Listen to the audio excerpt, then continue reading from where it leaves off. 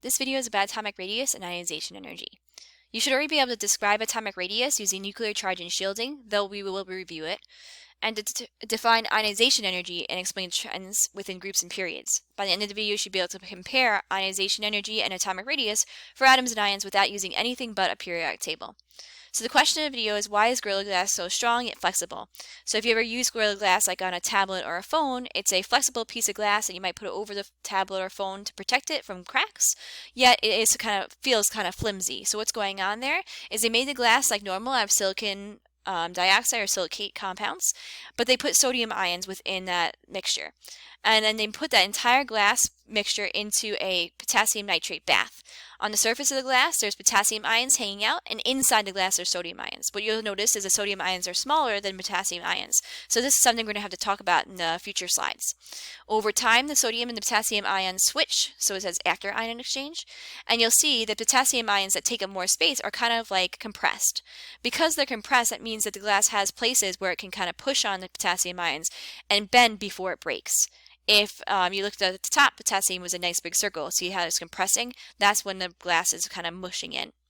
So the radius is kind of important for multiple things, one of which was Gorilla Glass. The radius is the size of the atom, and across a period the radius decreases due to a higher nuclear charge or more protons pulling electrons in tighter. Hydrogen only has one proton pulling on one electron, so it just has its size that the electron takes up, the 1s orbital. But the helium has two protons, two neutrons that don't matter, and two electrons. That's a double the pull. So normally it would take up the same amount of space as hydrogen because it's a 1s electron, but the two protons can pull that level in tighter. So across a period, the protons pull electrons in tighter. But down a group, it's a little different because once you go down a group, you add another energy level. So down a group, the radius increases due to more energy levels, electron-electron repulsions, because there's more electrons, the more they repel, the more they spread out, and also the shielding of kernel electrons. So originally, helium's protons were in direct contact with electrons, but with lithium, though the first level is in direct contact, the valence electrons are further away and they're shielded or blocked by the inner electrons, the kernel electrons. So they're kind of protecting the valence electrons from the protons. And therefore, it's going to be much bigger for multiple reasons. Even though there's more protons pulling, they had to pull a farther distance. So to look at a general trend, as you go across the periods, the protons pull are stronger, so the atoms are getting smaller. And as you go down, there's more energy levels, so the proton pull is weaker, and it's going to get bigger as you go. So if we looked at some examples, predict a trend for beryllium, magnesium, calcium, strontium, hey, it just turns out that they're all alkaline earth metals. So we're going to say they're increasing because there's more principal energy levels, and therefore a weaker pull because electrons are further from those protons pulling on them. Or predict a trend for NOFNE.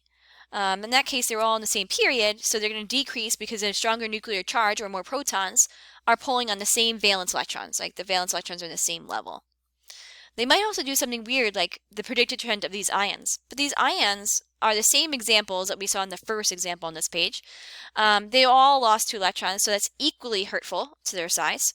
In that case, that's the same order. The fact that they lost 2 electrons doesn't really change the answer in that case. They're still going to have that same energy level shift. If you actually draw them out, it might make more sense. So ionic radius is something we have to work with, those charges. So something we should know is that when atoms gain electrons, the size will increase because that means there's more electron-electron repulsions that need to spread out. And when an atom loses electrons, the size will decrease because you're weakening the electron repulsion so they can get a little closer together. And the more protons are now outweighing the electrons, the protons can pull less electrons in tighter. As you can see over here, the protons won't change, but there's a whole less energy level for the sodium ion, so it's definitely smaller for that. So when species are isoelectronic, or they have the same number of electrons, it all comes down to the nuclear charge. How well are those protons pulling on the electrons? Species with a stronger nuclear charge are generally smaller. So examples are like S-2, Cl-, argon, potassium ions, and calcium ions all have 18 electrons. Would they all be the same size, or who's smaller? So what I would say is calcium would be the smallest because out of the group, calcium has 20 protons, the largest number of protons, with the same number of electrons. So it has more protons pulling on the same number of electrons. In that case, which of these is the biggest? Sulfide ions. Its electrons are outweighing the protons with 2 extra electrons than it has protons. Let's move on to ionization energy, how we got those ions in the first place, right? The energy needed to remove an electron from the valence shell of a gaseous atom or ion in the ground state. We talked about this in the last unit. We also said that across the period, the ionization increases because the electrons are more tightly bound to a stronger nuclear charge and therefore harder to remove. So it's a very similar trend that we talked about with the size. Because the size is getting smaller, it's harder for another ion to get in there and pull an electron away because that electron's closer to the protons pulling on them. And down a group, the ionization energy decreases because electrons are less bound to the nucleus due to higher shielding from the inner electrons, or the nucleus is just that much further away. So because of the size getting bigger, we're actually seeing the protons further from the electrons, and therefore another additional atom can come in and remove those electrons much easier since they're further from its own nucleus. Examples of what ionization energy might look like: you take any ion that's negative, and if you remove its electron, it would become a neutral atom. Or if you take a neutral atom and you remove its electron, it'll become an ion. So these are just general examples of what it might look like if you were giving a reaction.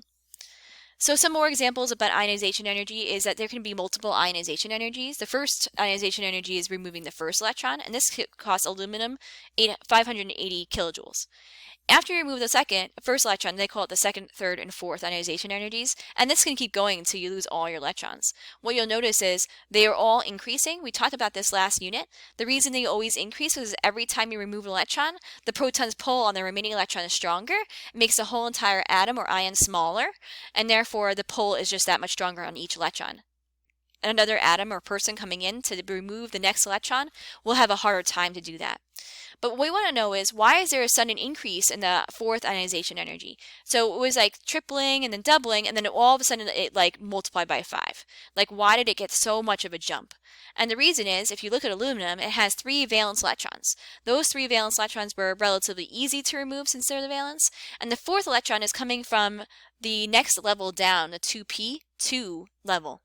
So that inner energy level is going to be much, much harder to remove electrons from because it's closer to the nucleus, so it's more tightly bound.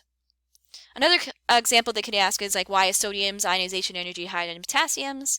And you should say sodium has less shielding, its electrons are closer to the nucleus that's pulling it on those electrons, and so it's bound a little tighter. Or why is ionization energy of O lower than F? Well, F has a stronger nuclear charge, aka more protons pulling on the electrons, and so the electrons are bound in tighter, it's harder to remove.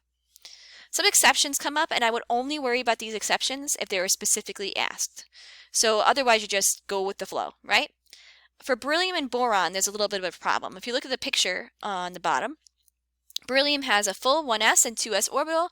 That actually makes it somewhat stable. Boron has a full 1s and 2s, but then it has 1 electron in the 2px orbital. In that case, that's a little unstable. For these two, you might consider boron to be harder to remove because it has more protons, but it turns out it's actually a little bit easier to remove because that 1 electron is an odd spin, right? So in that case, according to this rule, ionization energy should increase, but however, due to filled 2s of Be, it's full and stable, to remove an electron would be much harder than removing the 2p electron that's all alone. And this might carry down all throughout that group, so aluminum and gallium and so on will also have that somewhat ease to remove its electron. There's one more exception, from nitrogen to oxygen. Unless specifically asked, you don't care about this. You just like, okay, general trend. But if they specifically ask about this exception, try to draw it out. It might help. So if you draw nitrogen and has a full parallel spin, that means up, up, up in the p sublevel. That's actually pretty stable. If you look at oxygen, it has up, up, up, down. So that's a little unstable because it would prefer to have all parallel spins and not this weird electron that's spinning in the opposite direction. So though you think oxygen might increase because of more protons, it actually decreases because of that 1 lone electron going down. It's more easily removed. And again, this would happen for anything within this group, like S, Se, Te, and so on, because they all have this same trend.